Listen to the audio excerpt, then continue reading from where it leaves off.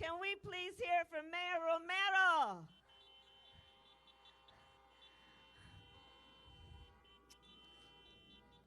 What an incredible leader. She's a sign of strength and passion, and she represents who we are as a nation. Mayor Romero, thank you for everything you are and everything you do. It's so good to be back in Arizona. You guys are going to make the difference. You will elect the next president and vice president of the United States. You will do that.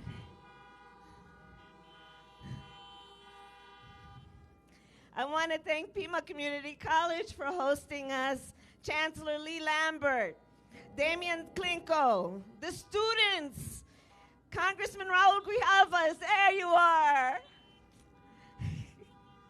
Congresswoman Ann Kirkpatrick, and the great Gabby Giffords and Mark Kelly.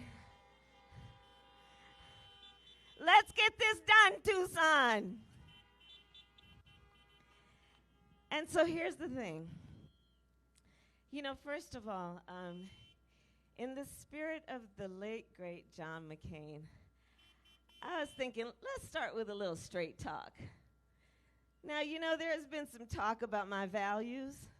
Well, let me just tell you, Tucson, I am a proud, patriotic American. I love my country. And our values reflect the values of America. Our values tell us we have witnessed the worst, the biggest disaster of any presidential administration in the history of this country. Our values tell us that. Our values tell us that we should not be in a moment where over 225,000 people have died in our country. Over 8.5 million people have contracted a virus. When we have known, when we got the information, we have known how serious this is. Listen, there is so much at stake in this election, and I'm just going to start by talking about a few of the things that we know. We as a nation are in the middle of 4 crises happening at once. We're in the midst of a pandemic, a public health pandemic that, like I said, has caused over 225,000 Americans to die. People who, many of whom, died without any family members being able to be with them, to hold their hand, to look in their eyes because of the nature of this virus. Over 8.5 million Americans who now have a pre-existing condition and untold long-term health consequences because of this virus. And the tragedy of it is this. It didn't have to be this bad. It literally did not have to be this bad. Thanks to a fellow by the name of Bob Woodward, we know that on January 28th, Donald Trump was informed about the seriousness of this pandemic. He was told it will kill people. He was told it is 5 times more deadly than the flu. He was told it would hurt people of every age. He was told it was airborne. And he sat on that information. He did not tell you. Can you imagine, as a parent, as a small business owner, as a working person, if on January 28th, you would have known what the president had known? What you might have been able to do, to plan, to prepare? Knowing that even before this pandemic, so many Americans were working 2 and 3 jobs to pay the rent and put food on the table, knowing that even before this pandemic, most Americans didn't have more than $1,000 life savings, what people might have been able to do to prepare, what you might have been able to do to prepare your children for the fact they may not be able to go back to school, what you might have been able to do if you run a small business to put in place provisions for the fact that you might be out of business for months. what you might have been able to do to buy some extra toilet paper?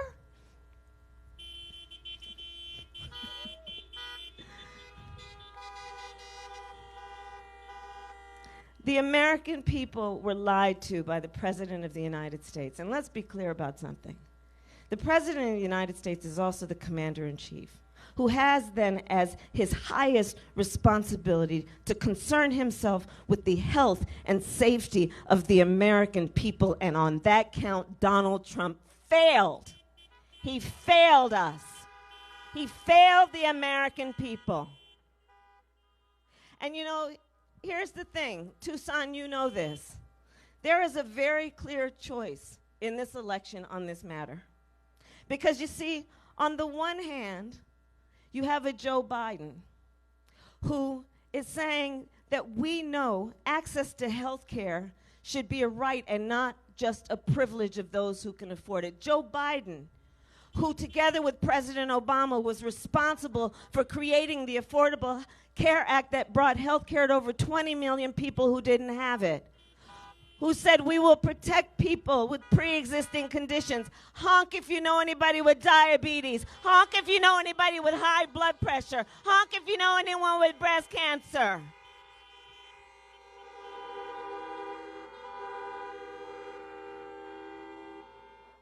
Joe said we will protect you and the people you love. Joe says if we win, we're going to get in there and expand coverage. We're going to bring down eligibility age from Medicare to age 60. We're going to reduce the cost of prescription drugs and premiums. Joe says that we understand when we're talking about health care, you got to know the body doesn't just start from the neck down. It also requires health care from the neck up.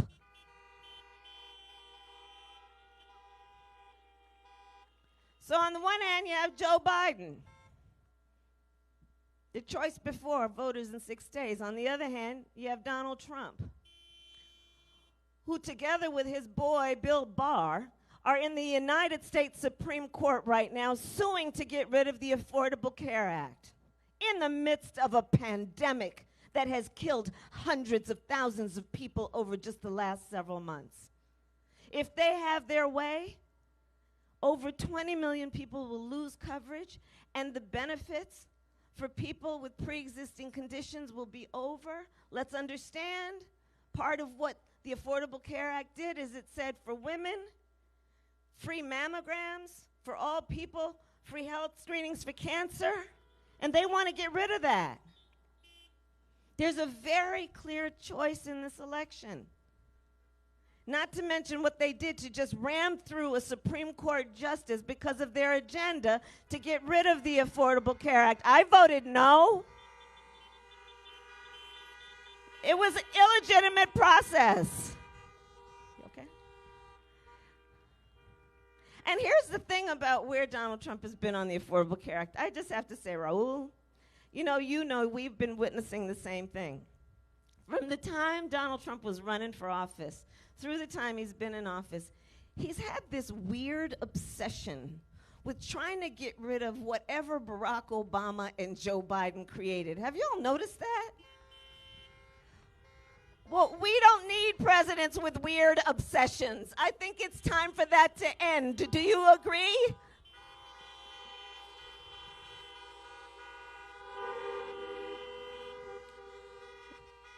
We're in the midst of an economic crisis that is being compared to the Great Depression. Here in Arizona, 1 in 10 households are describing their family members as being hungry. We're in the midst of a hunger crisis in America. People aren't covering that enough. I've seen numbers, 1 in 5 mothers is describing her children under the age of 12 as being hungry. Here in Arizona, 1 in 7 households is having a difficult time paying rent or were unable to pay rent last month. Here in Arizona, 1 in 4 businesses has gone out of business. And on the one hand, you have Joe Biden, who says, you want to talk to me about how the economy is doing? Well, then you need to tell me, how are working people doing? How are working families doing? Joe Biden, who says you want to deal with the economy, then one, we will not raise taxes on anyone making less than $400,000 a year. We will also cut taxes for middle-class working people. We will make sure that no working family pays more than 7% of their income in child care. We will have a $15,000 tax credit for first-time home buyers, understanding that is the way and access for most families to achieve economic health and well-being that is intergenerational. That's how Joe Biden thinks about the economy. On the other hand, you have Donald Trump. Donald Trump, when asked about how's the economy doing, Donald Trump asks, well, how's the stock market doing? Donald Trump asks, how are rich people doing? Donald Trump, as his first order of business, passed a tax bill benefiting the top 1% and the biggest corporations of America, creating a $2 trillion deficit for all of us. Well, let me tell you something. When Joe and I are elected, we're about to get rid of that and invest that money in you, the American people. We will put that money in an infrastructure plan that is about the creation of millions of jobs. We will put that money into an investment in renewable energy and what we know that will do, that will not only save our planet but create jobs. We will put that money to relieve student loan debt for any kid who is coming from a family who makes less than $125,000 and ensure they go to a four-year college for free. That's what Joe and I will do. We're in the midst of a crisis, which is the long overdue reckoning on racial injustice in America. On that note, Joe Biden knows American history. He knows our history as a country, and he has the courage to speak truth about it. Joe Biden has the ability to say Black Lives Matter.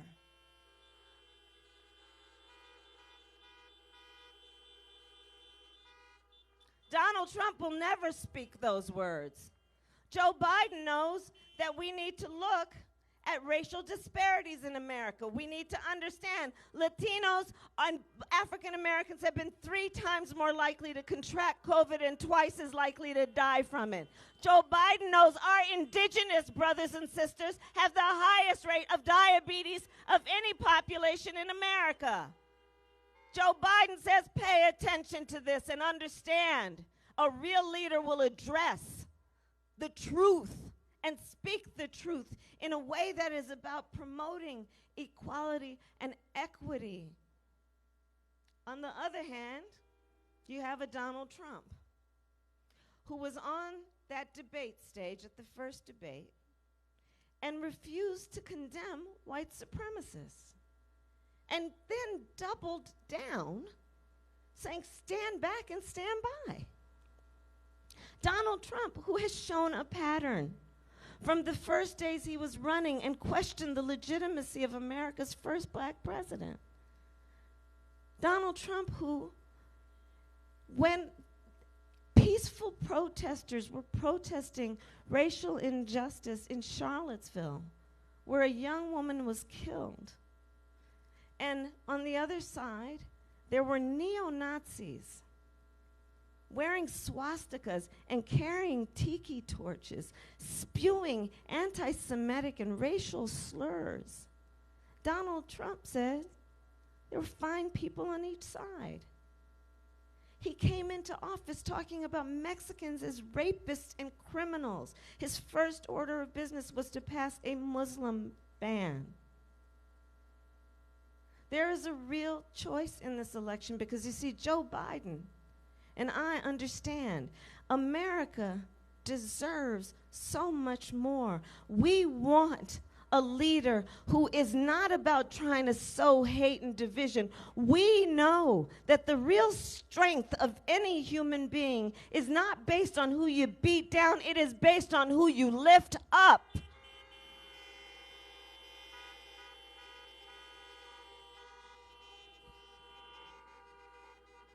And that's the kind of leader Joe is. The crises we are facing, and I don't have to tell Arizona this, includes a climate crisis. The West Coast has been burning. These wildfires. You know, I've gone back, as you know, I'm from California. I've gone back. I have visited with families that have been evacuated, with firefighters who are fighting fires while their own homes are burning. My brother-in-law is a firefighter. I have seen the damage and destruction in our Gulf Coast states because of the storms that have wiped out entire communities. In the Midwest, farmers have lost whole seasons of crops because of the floods.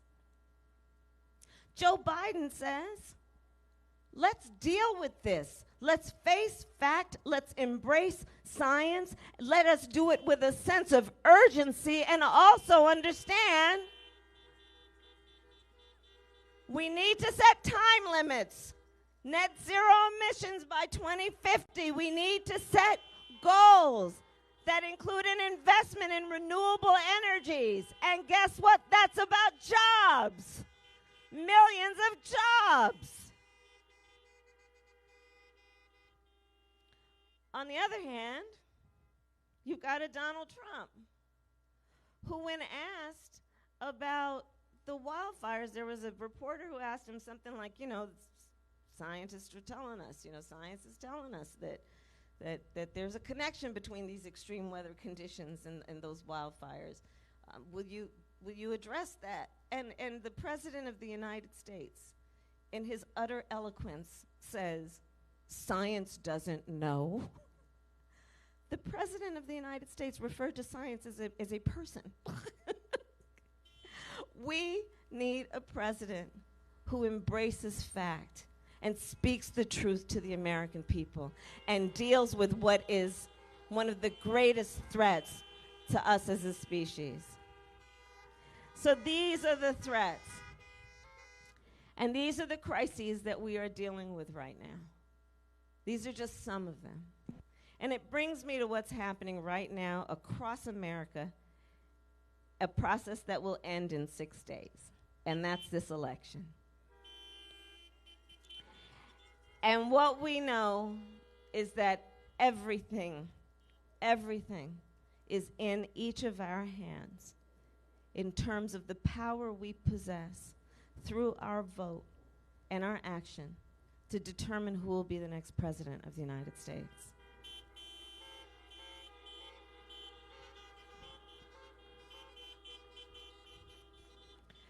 And, you know, people ask, they say, well, you know, does it matter if I vote? Why should I vote? And I'll tell you, Tucson, I mentioned 3 things in response to that question. 1, it's important to vote to honor the ancestors. All those people who fought, who marched for our right to vote. You know, we just this year lost the great John Lewis, who, a great American, who shed his blood on the Edmund Pettus Bridge, together with so many others. John Lewis, who was such a fighter for civil rights, he understood the ongoing fight for civil rights. Not only did he shed blood fighting for African Americans to vote in the South and around our country, it was John Lewis who was always at the front of the line saying, and the civil rights fight is a fight for marriage equality. The civil rights fight is a fight for immigrant rights. The civil rights fight is for equity and fairness. So it's about honoring the ancestors, those who sacrificed so much. It's honoring the ancestors, knowing that we this year celebrated the passage of the 19th Amendment, which gave women the right to vote. right? And honoring those suffragettes who in their white were marching and fighting and saying, we will not be deterred, we will not be silenced.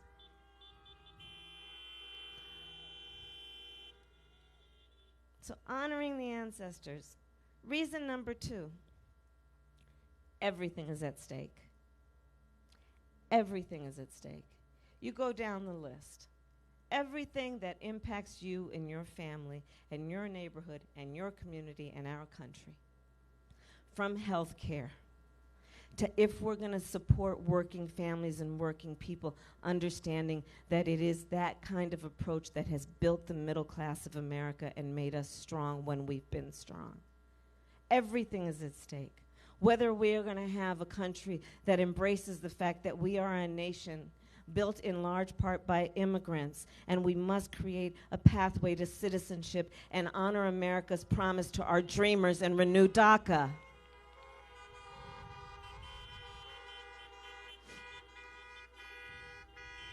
Everything is at stake. Whether we're going to embrace science and deal with this changing climate, whether we care about our standing in the world, and whether we understand that the Commander-in-Chief of the United States of America should never take the word of a foreign dictator over the word of the American intelligence community.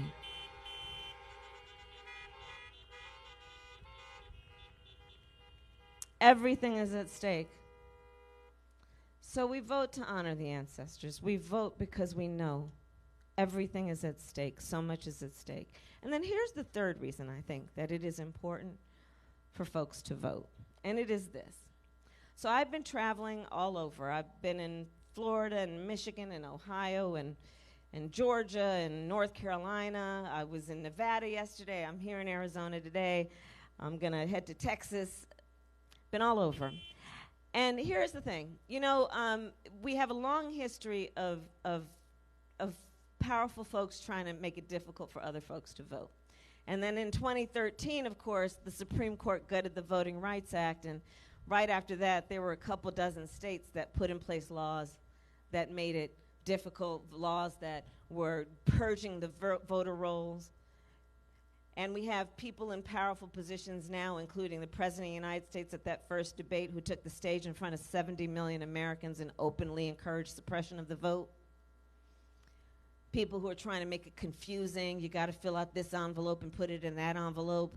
Places where you got to have then a perfect stranger sign or somebody else sign your envelope. Places in our country that are pulling away drop boxes to make it difficult or shutting down polling sites. And we have to ask, why are so many powerful people trying to make it difficult for us to vote? Why are they trying to confuse us? Why is the president messing with the post office? And here's the answer. Because they know our power. They know our power. They know when we vote, things change. They know when we vote, we win. And so let's not ever let anyone take our power from us. Ours is the power to use our voices, and at election time, that means our vote, and let's not let anyone take it from us. Because here's the thing, our democracy is always going to be as strong as our willingness to fight for it. And so that is what we will do, and that means every one of us voting, talking to our friends, letting them know what's at stake. And then Tucson, my final point is this. This moment will pass. This moment will pass. And years from now, our children, our grandchildren, others, they will ask us, where were you at that moment? They'll look at us in our eyes. Where were you at that moment, they'll ask us. And what we will tell them is so much more than just how we felt. What we are going to tell them is what we did. What we did. We are going to tell them how we were hanging out this one afternoon at Pima Community College. We are going to tell them that we organized folks, that we let our neighbors and our friends and our coworkers and our family know what's at stake. We reminded them of the sacrifices of the ancestors. We told them about their power. We said, yes, we have been in a pandemic where there's a bit of isolation going on, but you are not alone. We reminded them you are not alone. You reminded them, don't let anyone ever make you feel small. Know your power. That is what we will tell them we did. We will tell them we knew we were a community. We knew that the strength of our nation is based on our unity. We will tell them we fought knowing that we all, regardless of where we live, our race, our gender, our age, the language our grandmother speaks, we will tell them that we knew we have so much more in common than what separates us, and we would not let anyone divide us as a nation. We would not let anyone break our confidence in our strength and our humanity and our commitment to our democracy. That is what we will tell them.